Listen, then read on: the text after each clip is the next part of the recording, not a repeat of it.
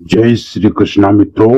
आखिर अब तक कितने कलयुग बीत चुके हैं और आखिर हम कौन से कलयुग में जी रहे हैं? क्या है युगों के चक्र का वास्तविक रहस्य? नमस्कार दोस्तों, हमारे मोटिवेशनल आरके ब्लॉग चैनल में का बहुत बहुत स्वागत है।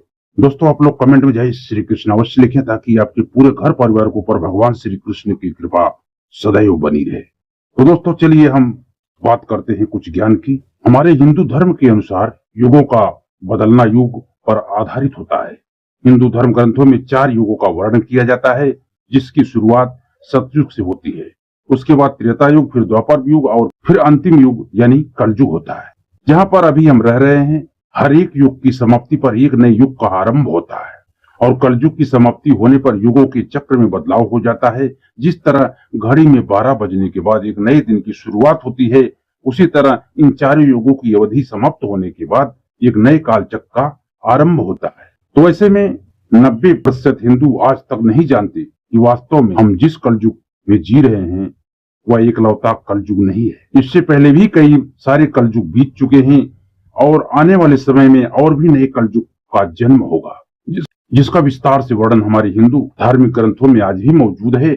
और इसीलिए हमारे हिंदू धर्म आज की आधुनिक साइंस से कई कदम आगे है। आज की वैज्ञानिक जो महंगी महंगी सैटेलाइट का इस्तेमाल करके अंतरिक्ष को टटोलने में लगे हैं, ग्रहों की दिशा, गुरुत्वाकर्षण बल और नई नई खोज कर रहे हैं, यह सभी हमारे हिंदू धार्मिक ग्रंथों में पहले से ही लिखा जा चुका है। फिर चाहे वह धरती से सूर्य की दूरी हो या फिर गहराई हो, सूर्य के 7 घोड़े जो सूर्य की रोशनी को अलग अलग 7 रंग में बांटते हों, तो यह संभव है कि अगर धर्म ग्रंथों का बारीकी से अध्ययन किया जाए, कलयुग की उम्र और कलयुग के चक्र के बारे में पता लगाया जा सकता है। क्योंकि समय एक चक्र है जिसका पहिया लगातार घूमता रहता है और यह एक चक्र पूरा करने के बाद हमारे युग को बदल देता है। तो चलिए दोस्तों, बताते हैं कि किस तरह हम गणना कर सकते हैं कि कितने कलयुग पहले बीत चुके हैं और आज हम किस कलयुग में जीवित हैं। इस सृष्टि के रचयिता, पालनहार और संहार भगवान विष्णु और महेश को बताया गया है, जिसे त्रिदेव भी कहा जाता है। ब्रह्मा जी ने ब्रह्मांड का निर्माण किया है और ब्राह्मण से ही ब्रह्मा जी का जन्म हुआ है।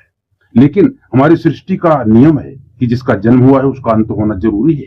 इसीलिए जिस तरह ब्रह्मा जी का जन्म हुआ, ठीक उसी प्रकार उनकी मृत्यु भी हुई है और इस तरह हमारे ब्रह्मांड का जन्म हुआ है तो उसका अंत भी होगा। लेकिन आपको बता दें कि यह कालखंड इतना लंबा है कि इसके अंत तक अगर कोई जीवित रहता है तो वह अमर हो जाता है। शास्त्र बताते हैं कि ब्रह्मा जी के जीवन काल का समय 100 वर्ष का है, लेकिन यह 100 वर्ष कलयुग के समय से कहीं ज्यादा होते हैं।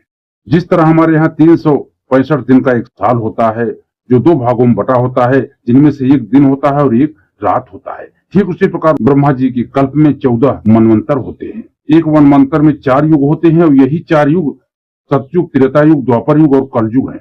हमारा कलयुग 4032,000 वर्ष का है। लेकिन अगर इस समय की गणना ब्रह्मा जी के समय से की जाए तो जब मनुष्य के 4 अरब 32 करोड़ साल पूरे होते हैं तो यह समय ब्रह्मा जी के लिए केवल एक दिन के बराबर होता है। तो अब सोचकर देखिए कि ब्रह्मा जी की उम्र 100 वर्ष की है तो हमारे समय के अनुसार उनकी आयु कितनी लंबी होगी। तो वही अगर ब्रह्मा जी की आयु की गणना की जाए तो इस समय हम ब्रह्मा जी की 91 साल के पहले दिन में जीवित है। इससे पहले कल्प के 7वें मनवंतर का समय चल रहा है और यह 28वां महायुग है, यानी कि आज से पहले 2447 कलयुग बीत चुके हैं और हम 2448वें कलयुग में जीवित हैं। जी हाँ दोस्तों, आपने सही सुना, हम 2448वें कलयुग में जी रहे हैं और हमसे पहले 2447 कलयुग अब तक बीत चुके। अब आप में से बहुत सारे लोग बोलेंगे कि आखिर ऐसा संभव कैसे है। तो इस विषय से जुड़ी एक कहानी भी हमारे हिंदू ग्रंथों में मौजूद है। वह कहानी है स्वयं काकभुसुंडी जी की। ग्रंथों के मुताबिक लोमस ऋषि के श्राप के कारण काकभुसुंडी कौवा बन गए थे। श्राप से छुटकारा पाने के लिए उन्हें राम मंत्र और उनकी इच्छा मृत्यु का वरदान दिया गया था। इसके बाद उन्होंने पूरे जीवन कौवे के रूप में भी बिताया। काकभुसुंडी ने ही सबसे पहले रामायण गरुड़ जी को सुनाई थी और आपको जानकर हैरानी होगी कि हमारे हिंदू धार्मिक ग्रंथों में एक काकभुसुंडी को एक टाइम टेबल के रूप में दिखाया गया। कहते हैं उन्होंने 11 अलग अलग रामायण और 16 अलग अलग महाभारत देखी है। अब इससे यह भी साबित होता है कि हो न हो उन्होंने कलयुग को कितनी बार बनते और मिटते हुए दोबारा देखा होगा। उन्होंने ब्रह्मा जी को मरते और जीवित होते हुए देखा होगा। क्या पता उन्होंने समस्त ब्रह्मांड को भी बनते और बिगड़ते हुए देखा होगा। क्या पता उन्होंने पैरेलल यूनिवर्स में जाकर के दूसरी पृथ्वी पर शायद रामायण और महाभारत को घटित होते हुए देखा होगा। आजकल हम साइंस पिक्चर्स मूवीज जैसे पिक्चर मूवीज सब जैसी मूवीज को देखकर बहुत प्रेरित होते हैं और सोचते हैं कि क्या ऐसा संभव है। और आपको बता दूं कि ऐसा संभव है। हमारे धार्मिक ग्रंथों में इन सभी चीजों का वर्णन बारीकी से किया गया है। वैसे हमारे विज्ञान में भी समांतर ब्रह्मांड के बारे में बहुत बार बताया गया है कि कैसे हमारे ब्रह्मांड में कई और ब्रह्मांड मौजूद हैं और इन सभी ब्रह्मांड को अलग अलग ब्रह्मांड नियंत्रित करते हैं। इसलिए ये सब पता लगाना मुश्किल है कि उन सभी दूसरे ब्रह्मांड में कितनी बार कौन सा कलयुग चल रहा होगा, या वहां पर सतयुग चल रहा है, या वहां पर द्वापर युग चल रहा है, या फिर त्रेता। लेकिन यह बात तो निश्चित है कि हो न हो वहां पर युगों का चक्र भी चला है और यहाँ पर आज पहले से 2447 कलयुग बीत चुके हैं। आने वाले समय में भी हजारों कलयुग आएंगे जब तक कि ब्रह्मा मरकर फिर से पुनः जीवित नहीं हो जाते। तो दोस्तों, आप लोगों को ये जानकारी कैसी लगी? यदि आप लोगों को हमारा जानकारी अच्छा लगा हो तो चैनल को सब्सक्राइब जरूर करें और कमेंट में अपनी राय जरूर दें। यदि आपको हमारी जानकारी अच्छी लगी हो चैनल को सब्सक्राइब करके बेल आइकन को जरूर प्रेस करें। मिलते हैं दोस्तों अगले वीडियो में। जय श्री कृष्ण मित्रों।